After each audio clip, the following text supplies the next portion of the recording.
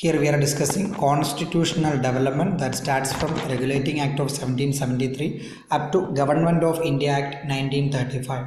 This comes under the Polity in GS2 section 2. This is important for both prelims and mains.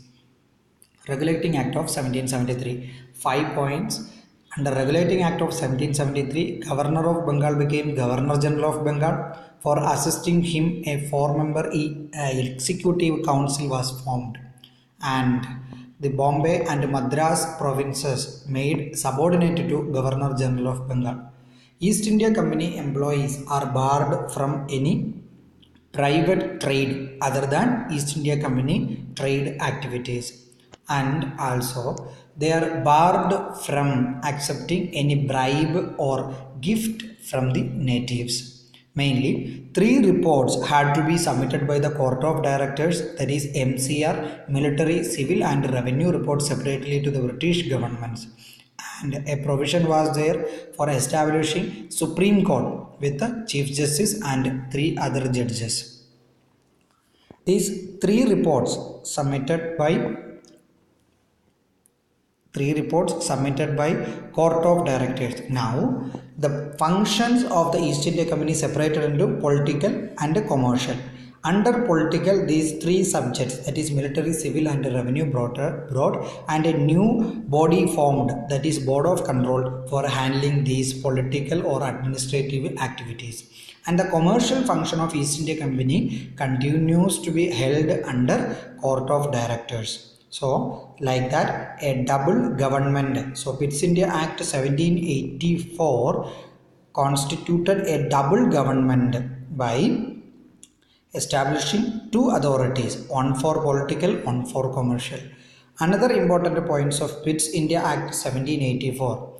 The possessions under East India Company are now onwards called as British possessions in India.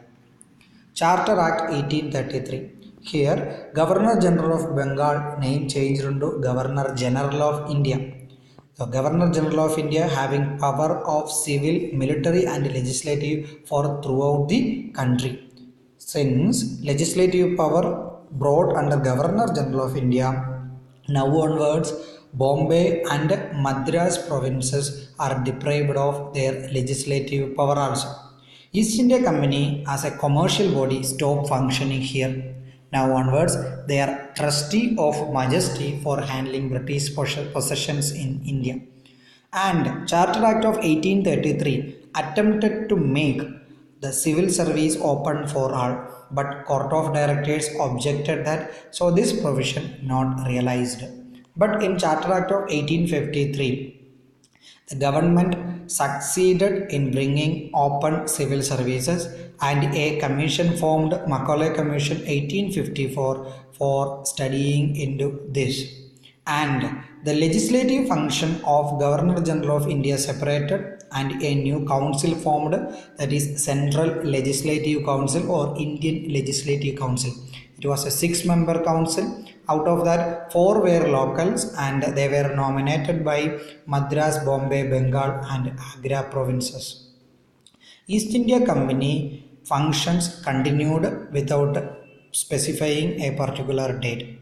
Now, 1857. 1857 is a landmark day because there happened Sepoy Mutiny, also called as India's first war of independence by V.D. Savarkar, or Revolt of 1854, or Indian Rebellion of 1854, or some others called it as North India's first struggle for independence, since only most of the North Indian princely states participated in the said struggle.